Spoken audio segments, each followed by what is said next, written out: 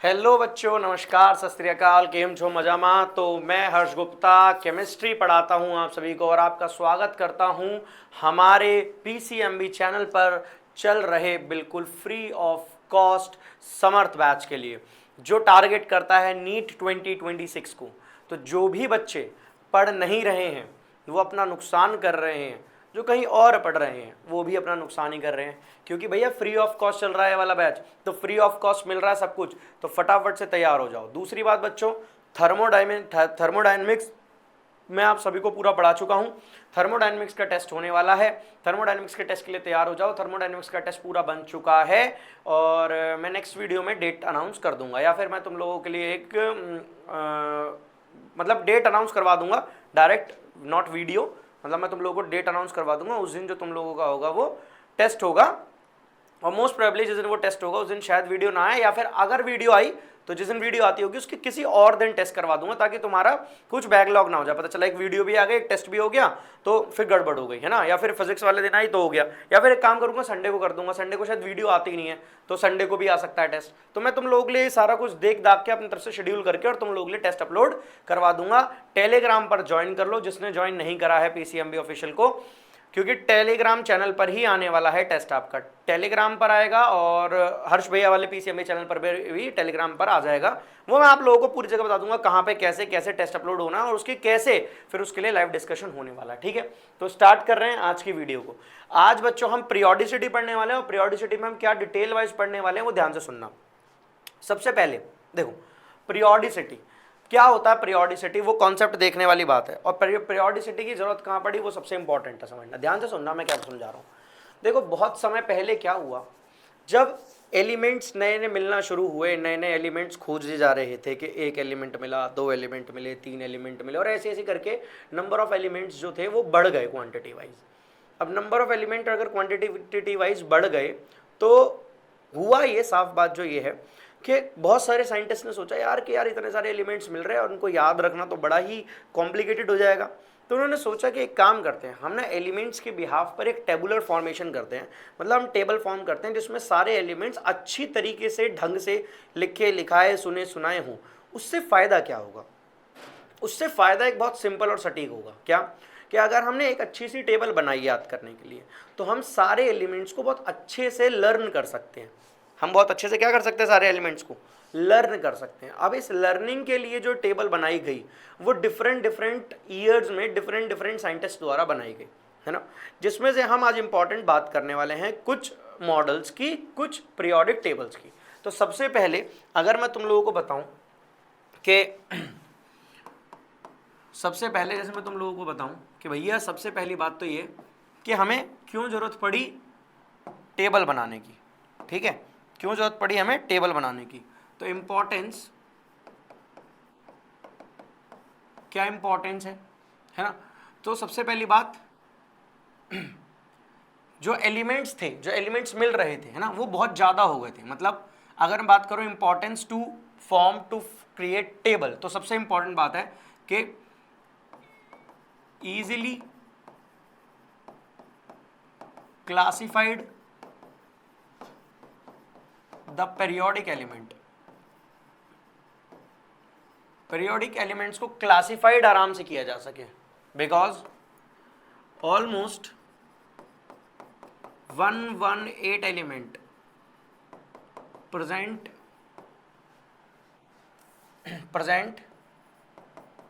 at this time according to NCERT। ध्यान सुनना, वैसे तो अब 118 एलिमेंट से ज़्यादा एलिमेंट हो चुके हैं, पर अगर हम अभी देख रहे हैं अकॉर्डिंग टू एनसीईआरटी तो बता रहा है 118 एलिमेंट हैं।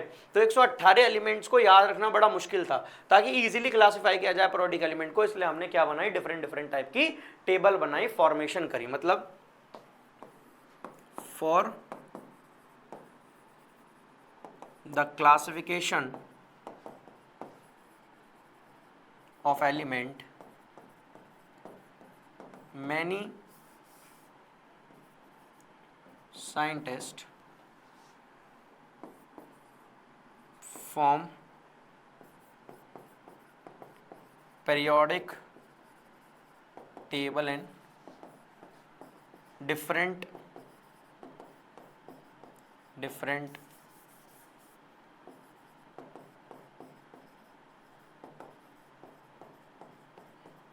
मैनर। डिफरेंट मैनर में क्या हुआ, क्लासिफाई हुआ, क्या, एलिमेंट्स को, पीरियोडिक टेबल को, पीरियोडिक चीज को, इन सब चीजों को। क्लियर है यहाँ तक बात, कोई दिक्कत? चलो भाई, सबसे पहले साइंटिस्ट है जिनका नाम था डोबेराइनर। डोबेराइनर ने ट्रेड्स दिए, ध्यान से सुनना कि डोबेराइनर ने क्या क्या हम लोगों से कहा।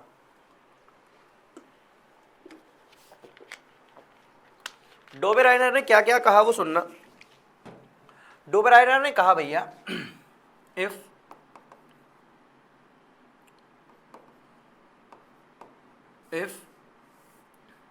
The 3 element has mass and the average of the first and third element is always be the mass of second element। सही है? कैसे? जैसे मान लो कौन है, A है, B है और C है। इसका मास है X, इसका मास है Y। सही, इसका मास X है, इसका मास Y है। तो क्या करो, इन दोनों का एवरेज निकालो, X plus Y divided by 2, मतलब मान लो आया Z। तो ये क्या है, average mass of X and Y, ठीक है। और ये Z मास हो जाएगा इसका, मतलब Z मास हो जाएगा, mass of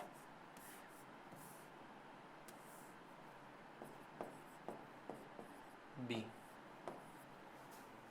concept clear?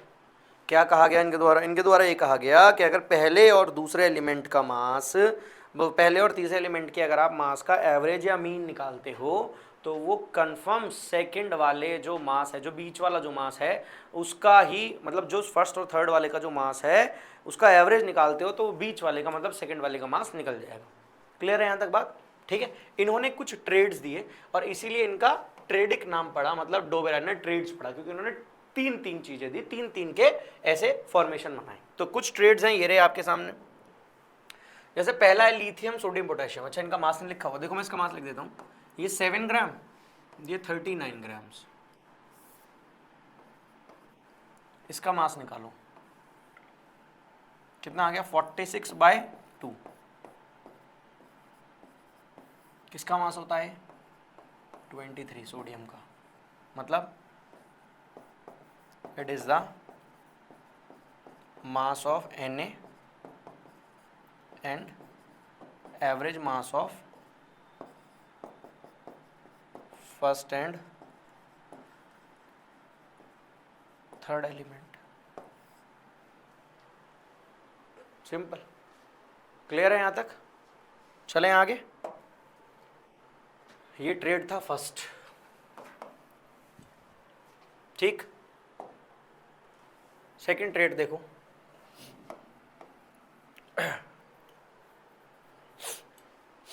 Iodine, ब्रोमियम और क्लोरीन। ध्यान सुनना मैं क्या बोल रहा हूं।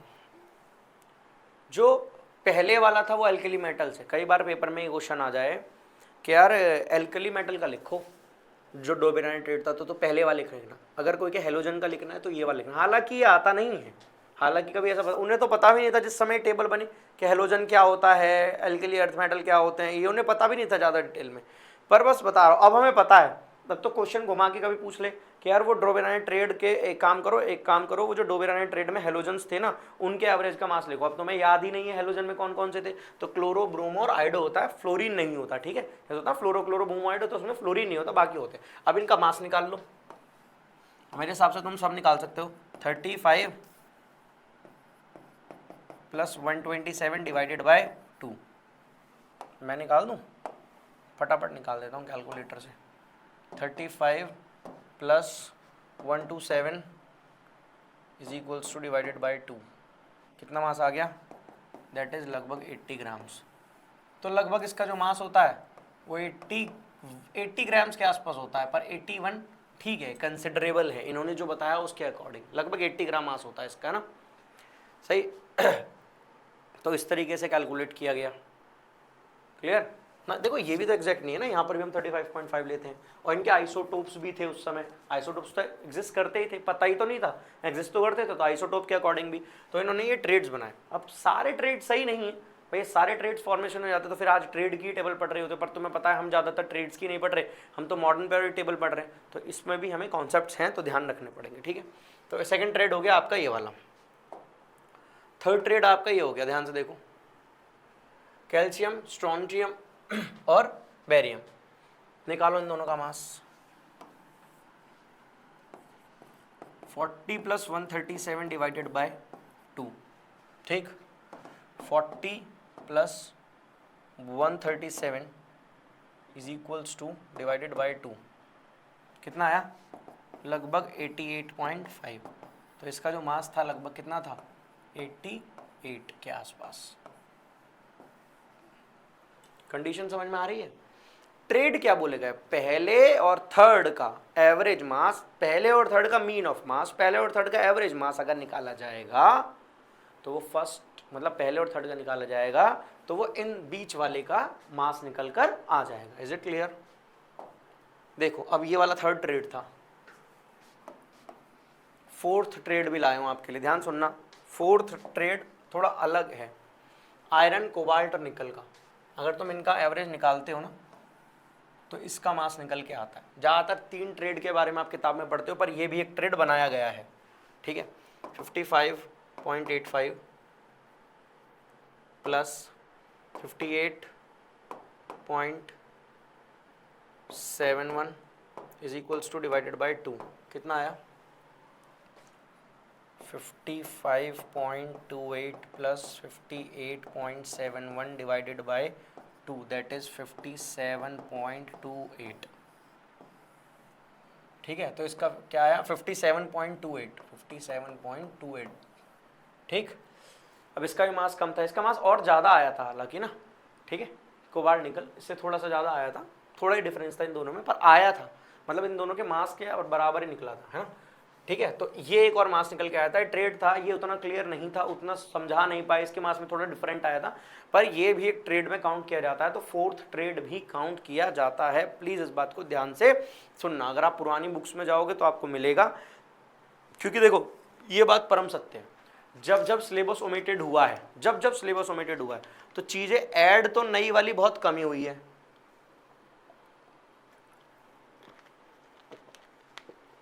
जब जब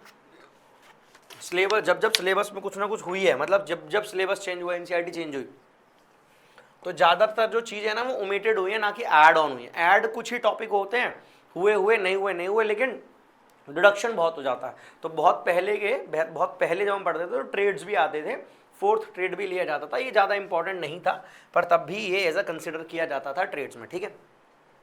ठीक, कोई बोलता है भैया इसका नाम ट्रेड ही इसलिए पड़ा क्योंकि इन्होंने 3 ट्रेड बनाया। अरे भैया ट्रेड इसलिए पड़ा, इन्होंने 3 एलिमेंट्स ट्रेड बनाए, अब ज़्यादा नहीं बना पाए, 3-4 ही बना पाए, और चौथे में तो बहुत ज़्यादा ऊपर नीचे भी था मामला, इसलिए इनको कहते हैं कि 3 के सिर्फ 3 ही ट्रेड बनाए, पर चौथा ट्रेड भी बनाया गया है, ठीक है। यहाँ तक बात, चले आगे, चलो।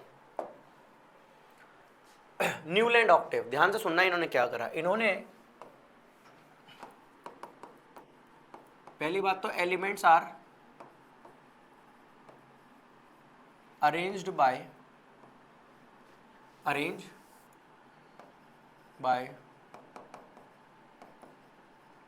with their respective atomic mass. Elements are arranged by with their respective atomic mass, पहली बात। दूसरी बात, he follow the rhythmic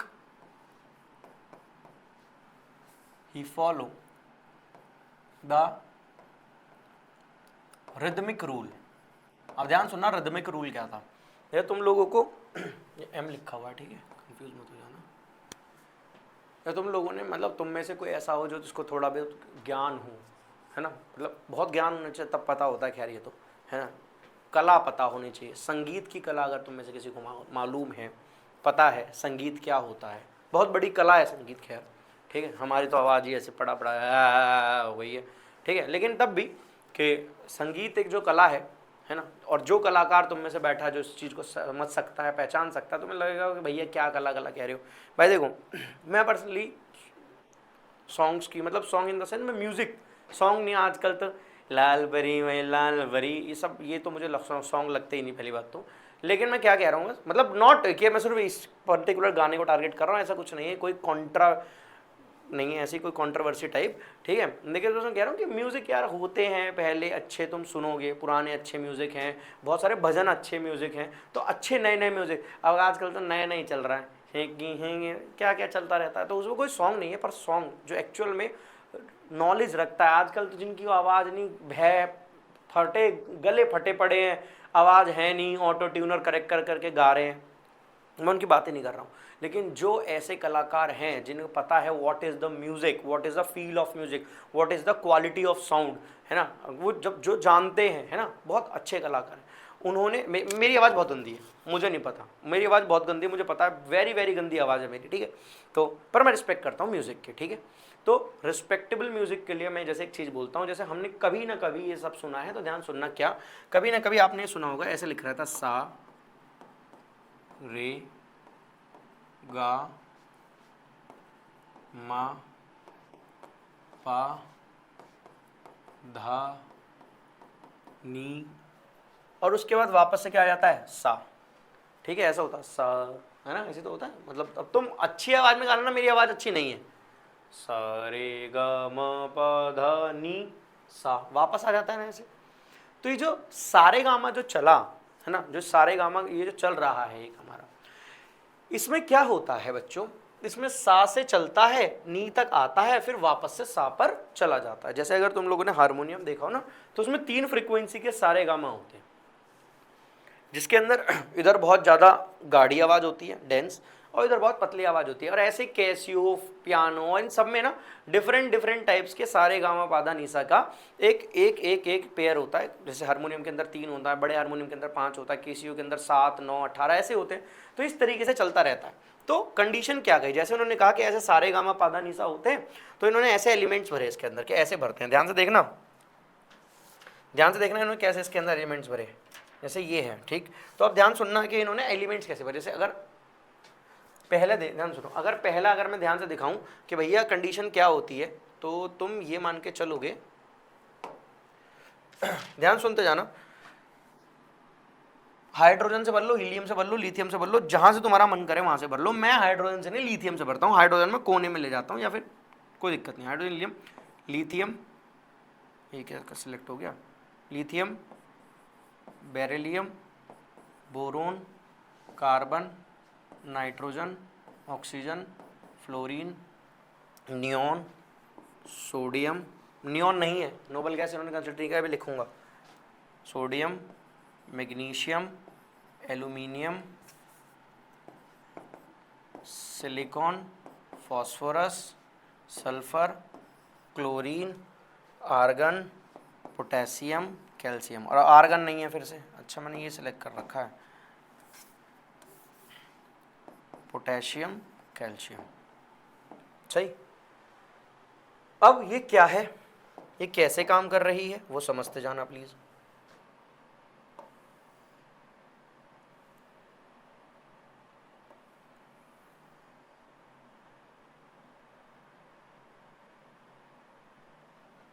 ठीक है, तो ध्यान सुनना मैं क्या लिख रहा हूँ,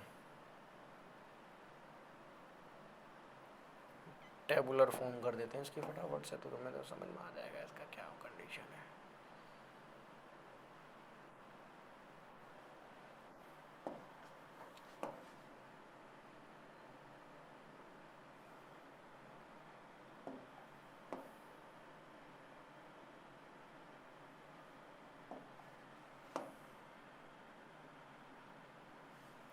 ठीक है बच्चों, ध्यान सुनना अब क्या कंडीशन है।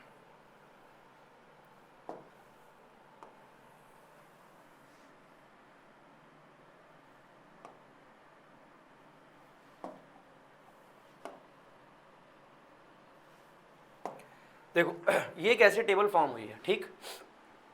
अब इस टेबल में क्या क्या है, क्या क्या कंडीशन है वो समझना।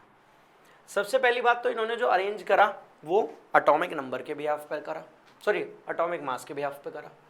इन्होंने रिदमिक रूल को फॉलो करा। दूसरी बात, जो इनकी टेबल है, ये वर्क कर पाई, मतलब formation of table at just 420 और you can say lighter elements. उसके बाद जो एलिमेंट्स इन्होंने भरे ना, कोबाल्ट, निकल, तामझाम, ये इन्होंने उल्टे सीधे भर दिए थे, तो इसलिए इनकी टेबलों को ना सिर्फ एक आ गया कि 20 तक ये टेबल सही से भर पाए, इसके बाद ये टेबलों को सही से फॉर्म नहीं कर पाए। अब क्या कंडीशन थी, ध्यान सुनते जाना। अब जैसे इन्होंने क्या दिखाया कि देखो, जो लिथियम है, जो सोडियम है और जो पोटेशियम है, ठीक है, नीले से बनाता हूँ, सिमिलर प्रॉपर्टी शो करते हैं। कैसी प्रॉपर्टी शो करते हैं, सिमिलर। लगा लो दिमाग, सबकी वैलेंसी जो है वो 1 है आखिरी में, ठीक है। सारे मेटल हैं और सारे एल्कली मेटल। अगर हम वैसे बात करें कि भैया, इन्हें तो पता नहीं ज़्यादा डिटेल में, लेकिन अगर हम तो बात करें, हमें तो पता है ना, हमने कभी ना कभी तो ये सब चीज़ें पढ़ी। तो एल्कली मेटल जैसे एल्कली अर्थ मेटल हुए जैसे ये सारे जो हुए ये हेलोजन हुए, ठीक। तो इनके बारे में बात की गई। देखो इनकी प्रॉपर्टीज़ भी कैसी है, सिमिलर है। तो उन्होंने क्या करा, यहाँ पे इसको यहाँ नहीं लिख रहा, सिमिलर वाले को, कंडीशन को, सिमिलर वाली कंडीशन को नहीं लिख रहा, ध्यान सुनना मैं क्या लिख रहा हूँ, डिलीट कर देते हैं। इन्होंने क्या लिखा कि elements are placed in table as follow,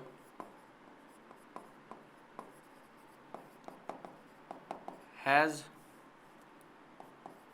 similar properties as follow. जो लगी हुई हैं ऐसे, इसमें सा में लगी हुई, रे में लगी हुई, गा में लगी हुई, ऐसे करके ना, तो सिमिलर प्रॉपर्टीज है, ठीक है। दूसरी बात, not above 20 element because there are so many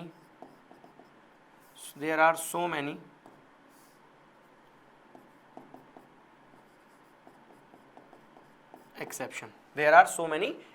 ध्यान सुनना भैया, वो जो लोग है ना वेब सीरीज में चल रहा है, धज्जियां उड़ा देते हैं केमिस्ट्री की, अरे एक्सेप्शन होती है, हम क्यों पढ़ते हैं गलत चीज़ों को। भाई डिटेल होती है पढ़ना, और हर एक्सेप्शन का ना एक रीज़न होता है, इस बात का सदैव ध्यान रखना। बिना रीज़न की जो एक्सेप्शन है ना, वो आज तक हमारी पूरी प्योर केमिस्ट्री में ना कभी भी लगाई नहीं गई। अगर कोई साइंटिस्ट नहीं बता पाया ऐसा क्यों होता है, तो याद रखो उस एक्सेप्शन को कभी माना नहीं गया। सिमिलरली ये वाली बात है कि इनके में सो मैनी एक्सेप्शंस थी और इसको बता नहीं पाया, तो हम उनको कंसिडर करा ही नहीं है हमने।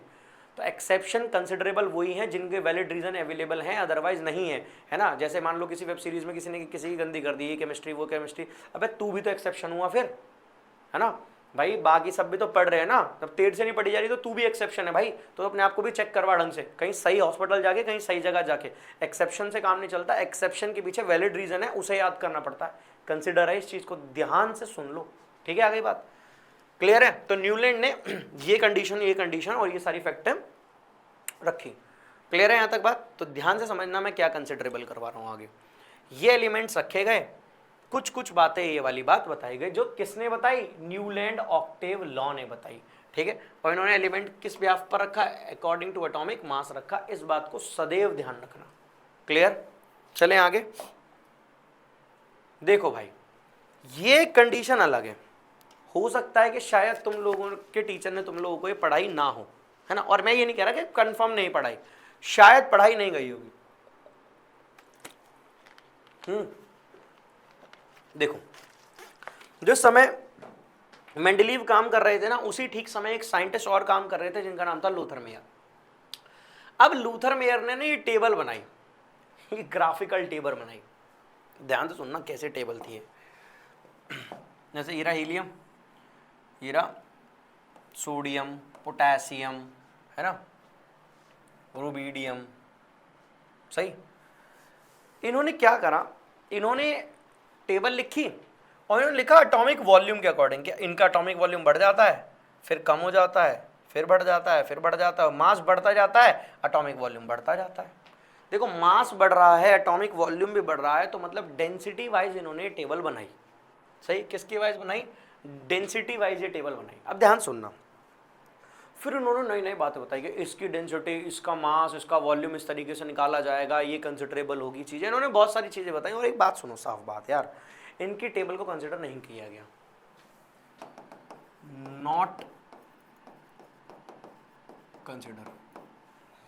रीजन कोई पूछे, रीजन भी है, हाँ देखो तो ध्यान सुनना, मेन पर्पस क्या था। जैसे मैं इसको मिटा दूं, the main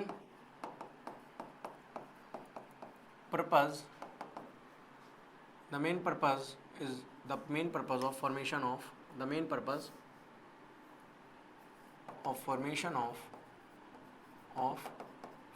of table of periodic element is to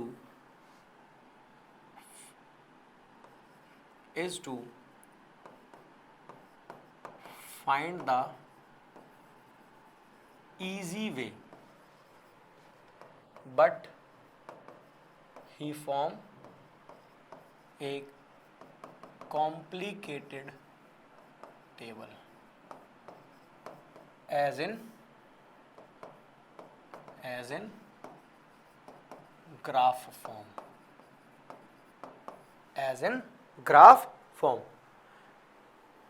देखो मेन पर्पस तो ये था कि यार टेबल बनाएंगे, चीज़ आसान हो जाएगी याद करना। पता चला चीज़ें तो आसान हुई नहीं, इन्होंने और भाई कॉन्सेप्ट दे दिए खराब, कि ये इसका कम, फिर ये और इसका कम हो जाता है, ये इससे भी एटॉमिक साइज कम हो जाता है, मास बढ़ रहा है तो एटॉमिक साइज कम हो गया, डेंसिटी पे इफेक्ट पड़ रहा है, इसलिए ये बहुत ज़्यादा कोवेलेंट बॉन्ड दिखाता है, ये बड़े आयोनिक बॉन्ड दिखाने वाले चीज़ हैं, मतलब हीलियम का तो खैर एक्सेप्शन है, रुबीडियम है, ठीक है। तो ये बड़े आयनिक एक्सेप्शन दिखाते हैं, इनकी एलिमेंट, इनकी एनर्जी बहुत ज़्यादा होती है, वॉल्यूम बहुत ज़्यादा होता है, ऐसे करके इन्होंने बहुत सारी चीज़ें बताई। जो यार साइंटिस्ट ने कहा कि भाई साहब हमने टेबुलर फॉर्म इसलिए कहा था बनाने के लिए, हम टेबुलर फॉर्म भी छोड़ो, हमने पीरियोडिक एलिमेंट इसलिए कहा था बनाने के लिए ताकि चीज़ें आसान हो जाए। आपने चीज़ें आसान तो करी नहीं, हमारे लिए चीज़ें और कॉम्प्लिकेटेड कर दी, हमें चीज़ें और याद कर करके नई नई लिखनी पड़ रही है, ठीक है। तो इस तरीके से लूथर मेयर की टेबल जो थी उनको ज़्यादा कंसिडरेबल नहीं दिया गया, ठीक। इसके बाद देखो मेंडलीव की टेबल आई। अब मेंडलीव ने क्या क्या बताया वो सुनना बहुत इंपॉर्टेंट है। तो मेंडलीव का भाई क्या कह रहा था मैं, मेंडलीव बहुत इंपॉर्टेंट है, पता है। मेंडलीव ने सबसे पहली बात, देखो मेंडलीव के यहाँ पॉइंट्स लिखे हुए हैं, डिफेक्ट लिखे हुए हैं, बस मैं पूरा लिख देता हूँ मेंडलीव।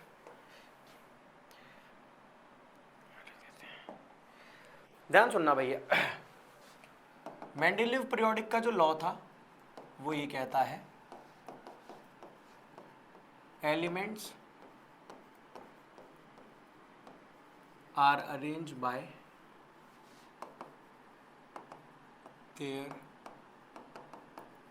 atomic mass। पहली बात, एटॉमिक मास के लिए इन्होंने अरेंज किया क्या, एलिमेंट्स को, ठीक है। दूसरी बात, there are 8 group and 6 series, ये सीरीज कहा गया इनको, सीरीज, ठीक है। देखो लिखा first series, second, 6 first series, second series, तो इन्होंने सीरीज बनाई, 6 सीरीज, है ना, 6 सीरीज, बस इतना ही था, 6 सीरीज। अब 6 सीरीज में इन्होंने फर्स्ट सेकंड डाला, वो कोई दिक्कत नहीं है, ठीक है। तो इन्होंने पीरियड की सीरीज बनाई, ठीक है, सीरीज ऑफ पीरियड, ये लिख रहा था ऑफ क्या लिखा, 6 सीरीज ऑफ पीरियड, ठीक है। सीरीज की 6 सीरीज की पीरियड की बनाई, और ये कितने बनाए, 8 बनाए। अब ध्यान सुनना इन्होंने क्या क्या लिखा और क्या समझा। पहली बात तो इन्होंने ये कुछ जगह खाली छोड़ दी, ठीक है। तो इंपॉर्टेंट है ये भी कि there are some space for element that are discovered after his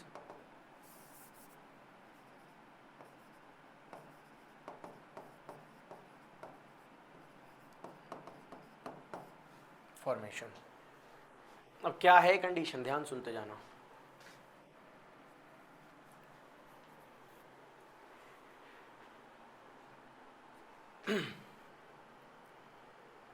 देखो क्या कही, देखो पता है क्या,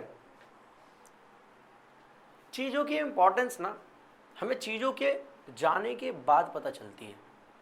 कुछ चीजें ऐसी हैं जीवन में जो हमारे लिए इंपॉर्टेंट है पर हम उनको इंपॉर्टेंस ही नहीं दे रहे हैं। समझ रहे हो, इंपॉर्टेंट तो बहुत है पर हम उनको इंपॉर्टेंस ही नहीं दे रहे, हम उनकी रिस्पेक्ट नहीं कर रहे, हम उनको वैल्यू नहीं कर रहे, है ना। फिर लड़ाई झगड़े होते हैं, बहस होती है, फिर एक दिन ना इंसान सेपरेट हो जाता है। मतलब ये भैया पीरियोडिक टेबल से कहाँ गए, पर ये बात है फिर उसके जाने के बाद हमें उसकी इंपॉर्टेंस पता चलती है। पर जब हमें इसकी इंपॉर्टेंस पता चलती है ना, फिर हम चाहे उसे नोबेल प्राइज दे दें या फिर हम उसके लिए पूरी दुनिया ला के रखने की कोशिश करें, ना तो वो इंसान वापस आता और ना इंसान के दिल में वो जगह बन पाती जो पहले जगह थी। अब इंसान चला गया, आप उसको नोबेल प्राइज दो, उसकी डिस्कवरी को बहुत वैल्यू करो, ठीक है, रिस्पेक्ट कर रहे हो आप, बाद में सही है, पर जिस समय करने की जरूरत थी उस समय आपने नहीं करा, है ना। जैसे कभी तुमने दोहे सुने कहा कि कभी प्यासे को पानी पिलाया नहीं, बाद अमृत पिलाने से क्या फ़ायदा। तो जैसे प्यास लग रही है, आप उसे पानी तो पिला नहीं रहे हो, फिर आपको उसकी इंपॉर्टेंस पता चल रही है, फिर आप उसके लिए अमृत लेके जा रहे हो, तो आज उसके लिए अमृत की वैल्यू कोई ज़ीरो है। जिस समय उसको बहुत प्यासा होने पर उसके लिए पानी की जो वैल्यू थी ना, वो आज अमृत से बहुत ज़्यादा है। समझ में आ रही है बात। तो कंडीशन क्या है वो इस बात से पता चलती है। इन्होंने क्या करा, इन्होंने एक एलिमेंट के बारे में बताया कि यार एलिमेंट्स होंगे, आगे जाके खोजना, देखना, मिलेंगे, यहाँ रख देना। किसी ने नहीं सुनी, अरे ये क्या है, ऐसे कैसे हो सकता है, ये अभी सेपरेट कर रहे हैं, नहीं मिलेंगे एलिमेंट्स, इतने बहुत तो मिल गए, अब नहीं मिल रहे, कुछ भी ऐसे चली बात। आगे जाके फिर ना इनको नोबेल प्राइज भी मिला इस चीज़ के लिए, पर तब क्या, जब तो किसी ने इनकी बात ही नहीं सुनी। क्या बात कही गई, क्या बात सुनी गई, साफ बात जो हुई वो ये हुई, इन्होंने बताया कि कुछ मिलेंगे, एक का एल्यूमिनियम ऐसा मिलेगा, एक का सिलिकॉन, ये मिलेंगे, कुछ मिलेगा, मतलब एल्यूमिनियम जैसी बिहेवियर दिखाने वाला, सिलिकॉन जैसा बिहेवियर दिखाने वाला, किसी ने नहीं सुनी। उसके बाद इनके बाद वो मिला, वो बहुत समय बाद एलिमेंट मिला, जब इनकी बहुत ख्याति हुई, जब इनका बहुत नाम हुआ, इनको नोबेल प्राइज भी मिला। पर यार एक डिसरिस्पेक्टफुल चीज़ जो इनके संग पहले हो चुकी थी वो यही थी कि यार इनको पहले किसी ने सीरियस नहीं लिया, बड़ा फॉर ग्रांटेड सा ले लिया, पर एक्चुअल में इनकी कही हुई बात सारी सत्य निकली।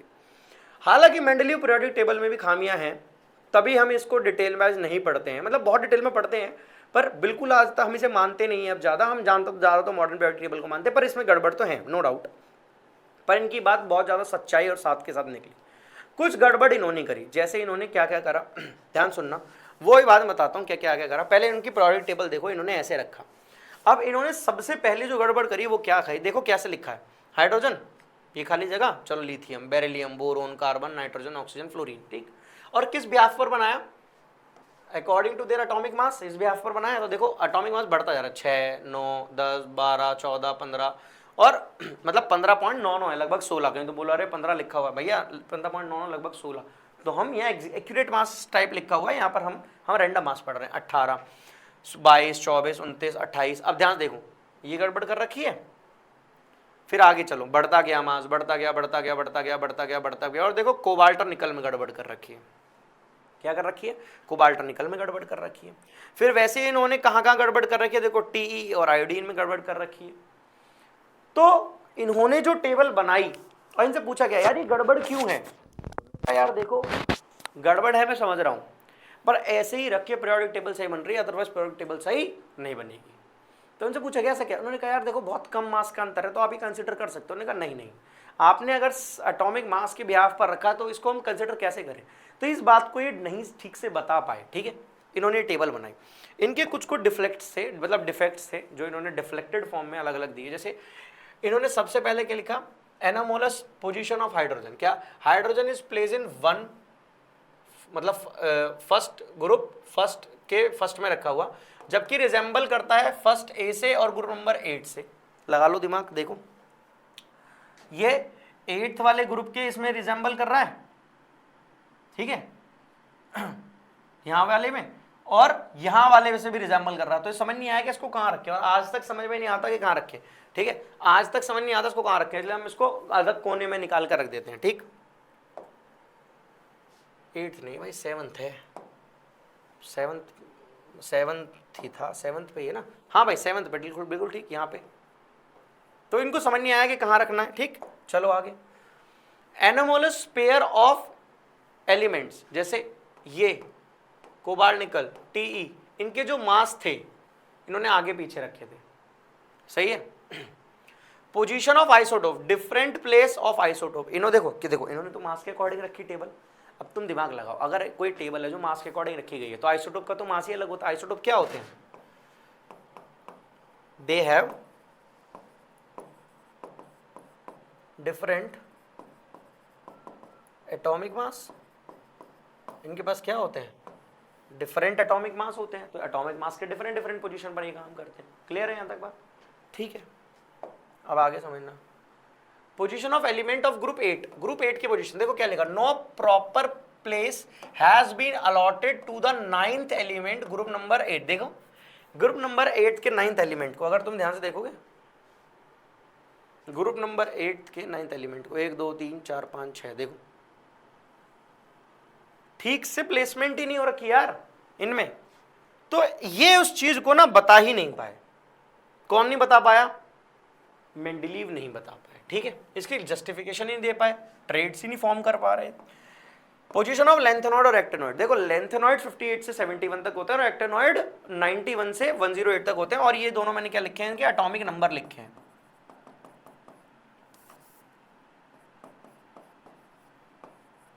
क्या लिखे हैं, एटॉमिक नंबर। तो not have proper frame and table, इन्होंने ठीक से इनको प्रॉपर टेबल में फॉर्म ही नहीं करा लेंथेनॉइड्स और एक्टेनॉइड्स को, कुछ रखे कुछ नहीं रखे, कुछ को ड्रॉप कर दिया, तो ये इनकी डिफेक्ट्स रहे, इनको बात को नहीं बता पाए। सबसे इंपॉर्टेंट, सबसे कॉन्सेप्चुअल और सबसे डिटेल में पढ़े जाने वाला टेबल है मॉडर्न पीरियोडिक लॉ।